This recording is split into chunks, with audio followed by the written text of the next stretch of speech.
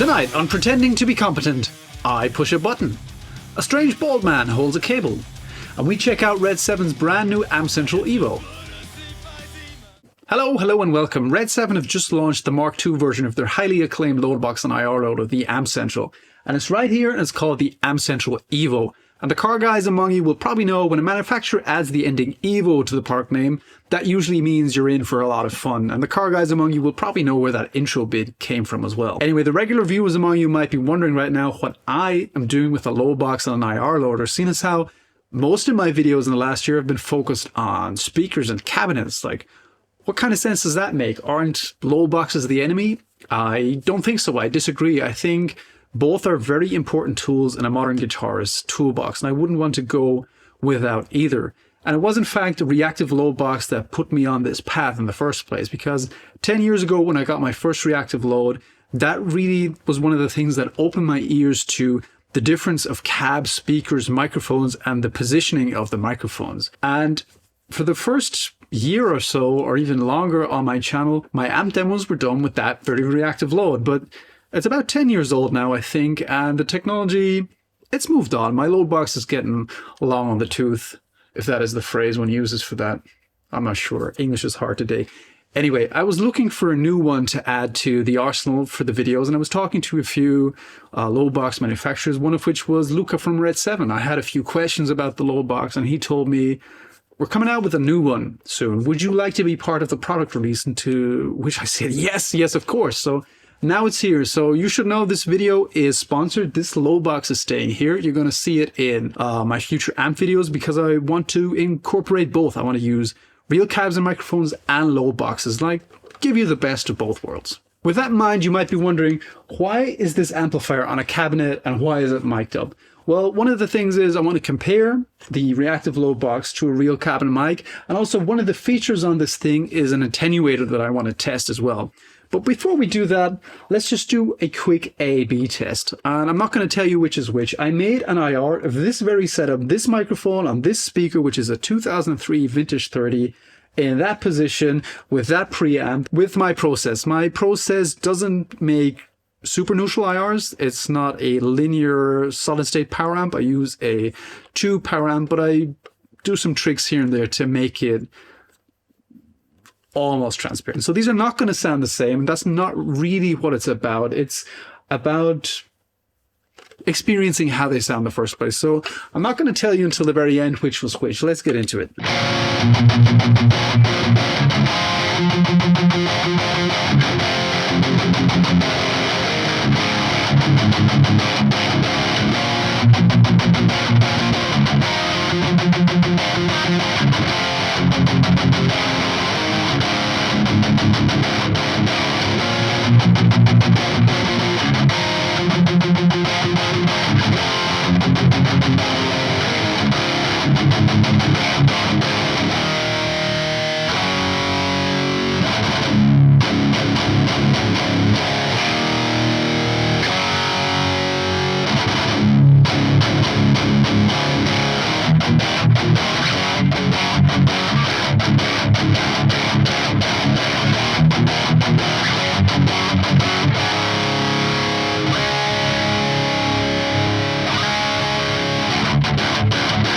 So stick around to the end to find out which is which is a sneaky trick I probably stole somewhere to keep you as unbiased as possible and also to sneakily up the engagement on my video.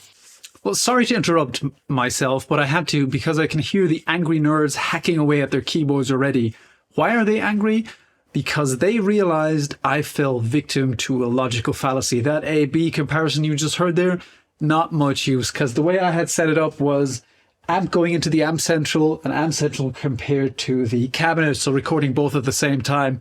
What that effectively does, it deactivates the load in the Amp Central and passes it through to the cab. So both samples you just heard were with the same load basically, and all that serves is as a comparison between the cab sound and my IR. And I've already told you that my IR sounds close but not identical, so not much use. But later on in the video, I'm going to rectify my mistake. I'm going to reamp a riff through the Amp Central with an EQ corrected IR and reamp the riff through this rig as well. So yeah, that'll fix my mistake. But for now, back to the video.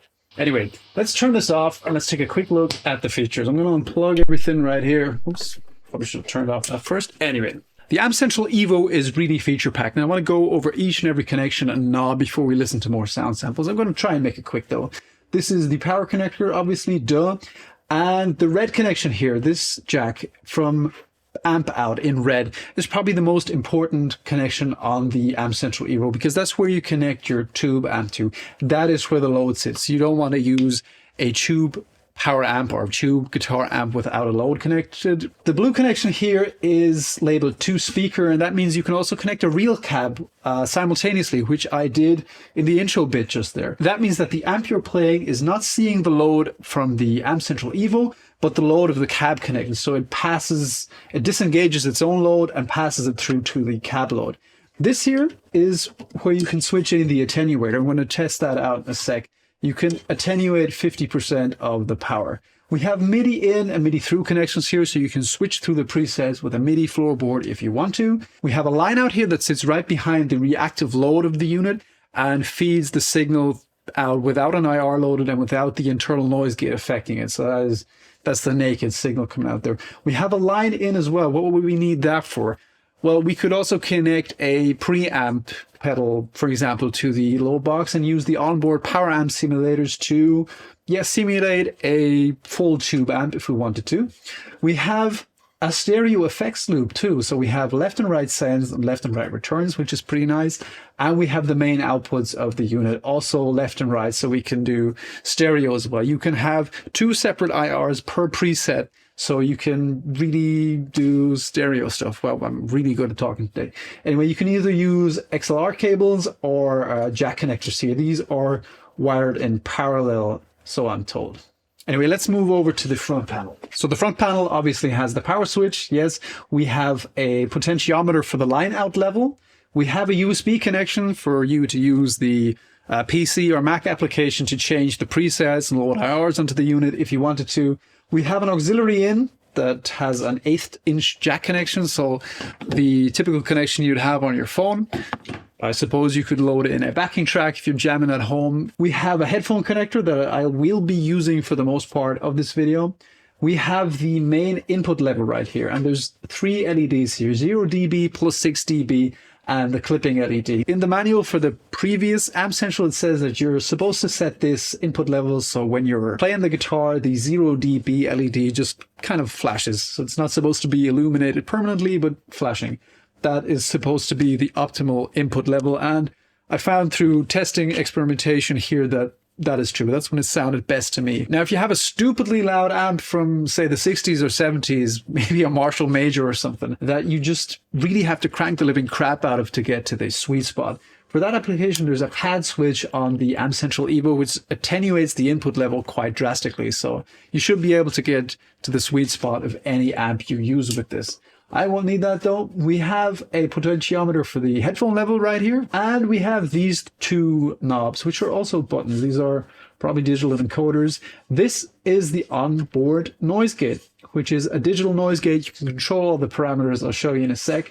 And you can set the threshold here by dialing this, obviously. But you can also turn it off and on by just pushing the button. This is probably the most powerful control on the Amp Central. That is the edit button. So if we push that, we can get to all sorts of settings. We can select different presets.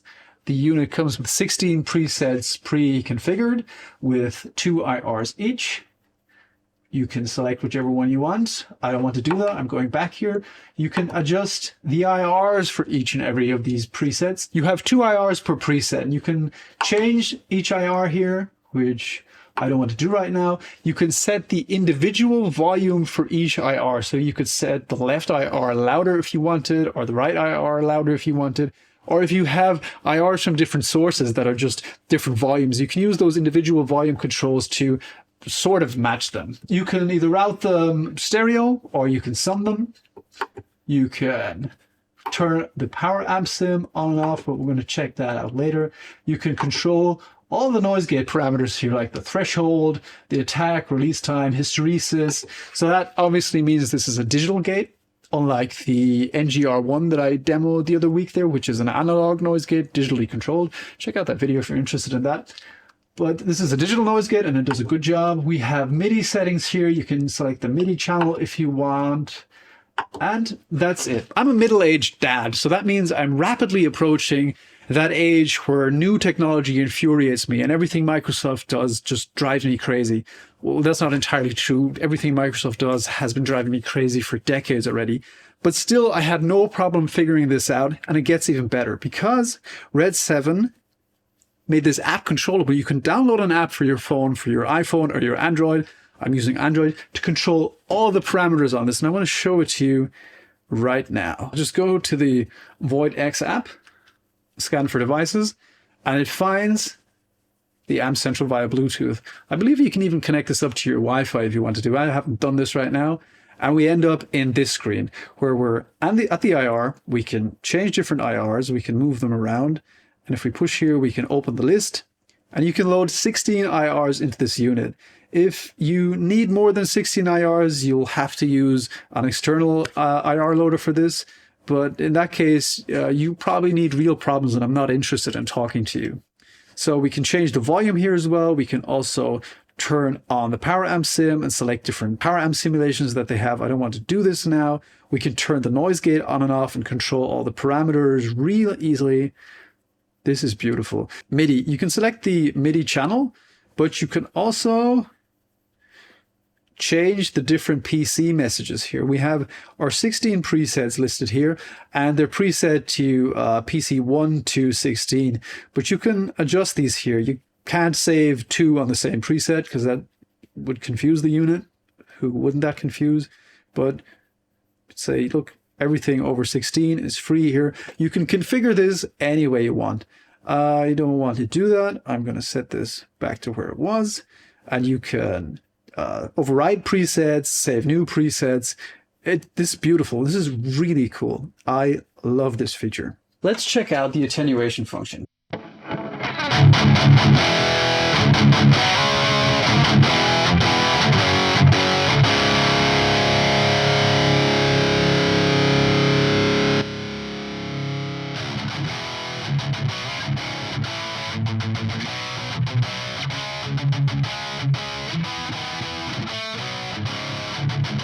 I think this is really cool because this is barely louder than I talk. Yeah, cool function. For the rest of the demo, I am going to actually disconnect the cabinet and use headphones. See, when I made a change on the preset and I moved to a different preset, it asked me if I wanted to save or discard the changes. And I want to discard them in this case because I just want to check out some of the stock presets here. The first preset is a V30 UK preset. I think it's a blend of a 414 and an SM57 on a British V30, and it sounds like this.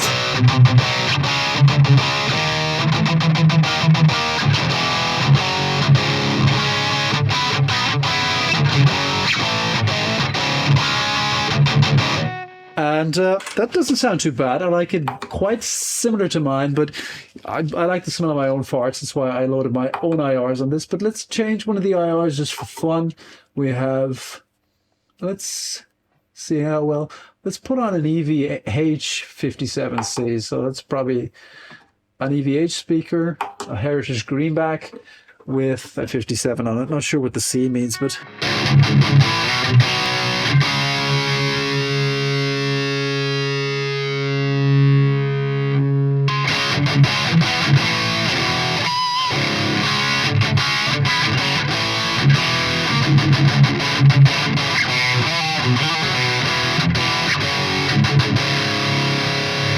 I actually like that a lot better, so I'm going to try and save that before I move on. I want to save that, not discard it, and it's saved.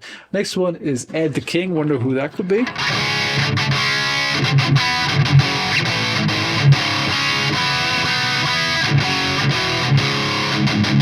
I think that also sounds cool.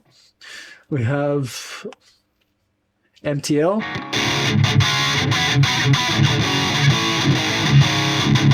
Sounds a lot boomier.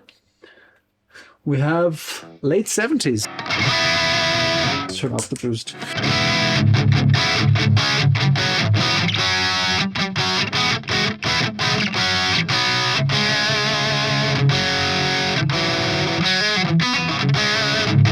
Cool. What does that say? Something classic.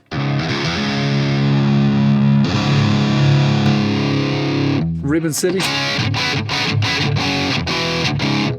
Very cool. But as I said, I like my own stuff. I'm going to go to a preset that I saved as JB2, which uses one of my IRs, not this one that you heard in the intro bit. I don't want to give it away, but one of the IRs I made with my Marshall cab that you've heard from my speaker demos. Obviously the gate is pretty good. See how good it gets. Let's up the threshold. Oh, aggressive.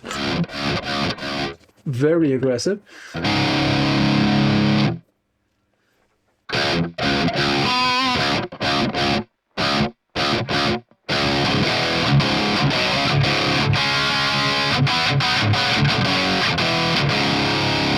Very cool.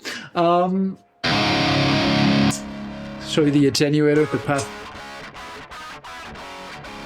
See, that really takes a lot out of the input signal. You can barely hear this. Let's up the input to see how shitty we can get this to sound.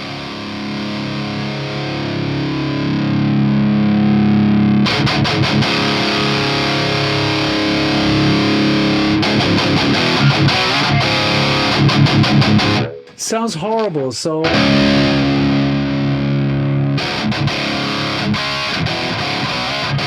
That's much better. I like it. Next, I want to try out some of the features that this thing has, mainly the effects loop and the line in.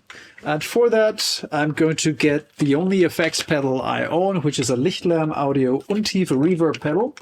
Bear with me. All right, I've got my Lichtlamm Audio Untiefe next to the Amp Central on the amp here, secured with the world's finest engineering material, tape. I'm just going to switch it on, see how it sounds.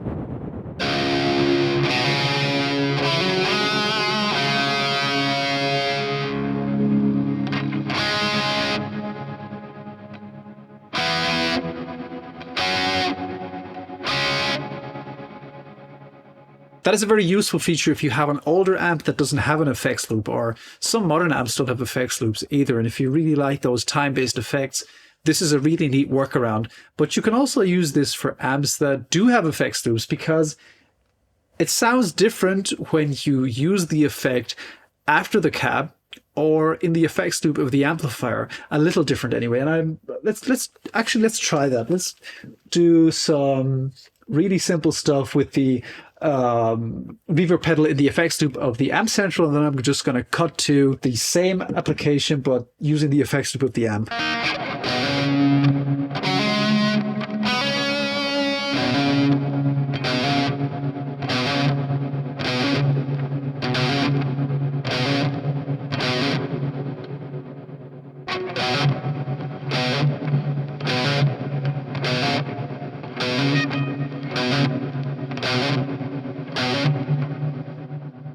Interesting how different the effect sounds when it goes through power amp, speaker, microphone filtering, or if it sits after that, more like you would in a studio application. One isn't better or worse than the other, but it's cool to have the option to use both, in my opinion. So let's move on to the line-in feature. So I'm going to turn off the amp and get a preamp pedal. So I've got the next pedal secured with tape next to the Amp Central EVO, which is a Rev G3 anniversary pedal, which is a very popular preamp pedal at the moment. Let's turn it on. First thing we need to do is adjust the input level, because the LED isn't even flashing here.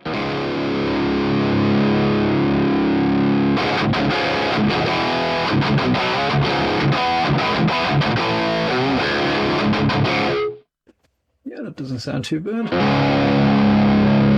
I'm not going to spend a tremendous time dialing this pedal in, but what's missing is the power amp simulation. I'm going to use the Void X app to turn it on and toggle through the different settings that we have available. Okay, power amp simulation is on, and the first preset on there is D100 in parentheses EL34. So I assume it's an EL34 power section from their Duality 100 amp. Turn it off again.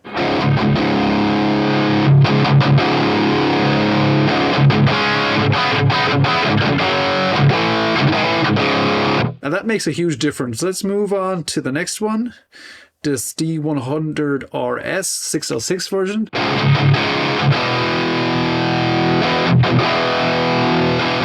I'm switching back and forth between 606 and EL34.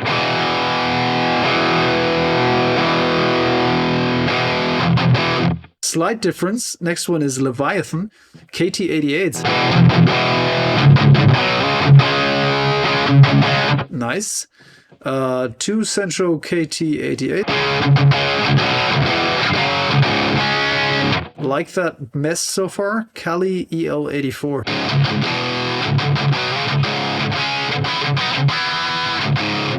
Not a fan of EL84s in general. That's Hybrid 100 KT88. Plexi 50 EL34.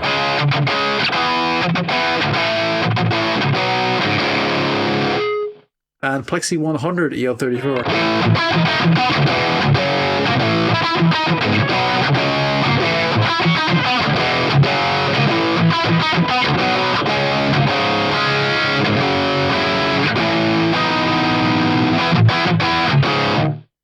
And that's it. We're back to D100 EL34. One more time. Let's chug and turn it off and on again while we're doing.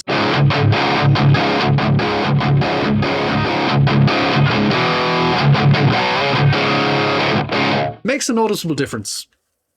Oh, cool. You're still there. Great. The reamp test. What I did to make a fair comparison between the Amp Central and the real rig here was I reamped a riff through the amplifier with the Amp Central connected and the cab connected as well. So bypassing the load of the Amp Central and recording both files, then putting my IR on the line out of the Amp Central and then EQ matching the whole thing with FabFilter Pro Q. There's a tone matching feature.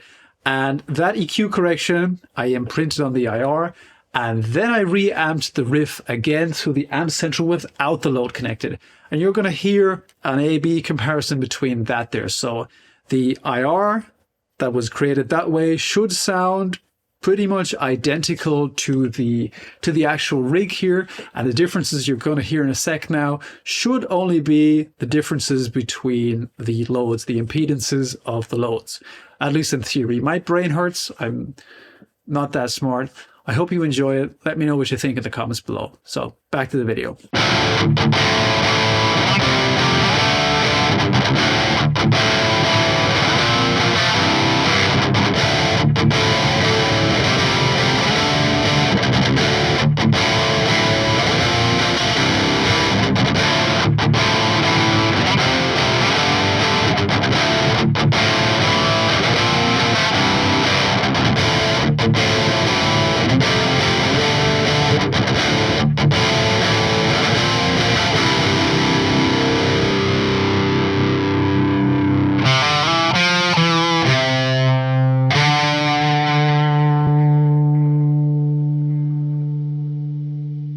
What do I think of the Amp Central EVO? Well, obviously I'm biased because it was given to me and RedSeven are just awesome people, but I think it's a fantastic unit. Look, just look at it. It's beautiful. And it sounds great too. I briefly compared it to my other load box and I think this sounds much closer to a real cabinet than my old load box does. Didn't do that for this video. Might do a separate video depending on if you guys want to see that. But yeah. I love it. And most of my free time in the last 2 years I've spent making YouTube videos, and my regular viewers will probably be as sick as I am from the same 12 riffs that I play. And that is because really most of my guitar playing I do on YouTube, making videos here. And I have to say that just riffing around on this, I haven't written a new riff in months, and just playing around on this, 3 or 4 new riffs just fell out of me. I find this very, very inspiring. I alluded to that in the Tubes video that John Simons of Sonic Drive Studio did, and I guessed it in, that playing through a real amp and cab, there's a certain chaos factor that's just there that you have to learn to control, and that's part of the fun as well. At the same time, I really find it helpful to put on headphones and just hear really, really clearly what I'm playing, because that really shuts out the outside world, and I don't have to worry, is that the dog barking outside? Is that the neighbor banging on the wall? Am I too loud? I think a load box, a good reactive load box and an IR is a fantastic tool to make you a better player. It certainly made me a better player, because when I first started using these kind of units almost 10 years ago, I really noticed how sloppy my playing was. My playing still isn't great, but it was way worse back then. So these are fantastic tools if you ask me, and I think everybody should have one. I think that's all I have. Thank you so much for watching. Thank you to RedSeven Amplification for supporting smaller channels like my own as well. I think that's really awesome, and I really appreciate that. Do me a favor, check out RedSeven's website. Check out the Amp Central EVO. Thank you so much for watching. I hope to see you in the next video. Bye.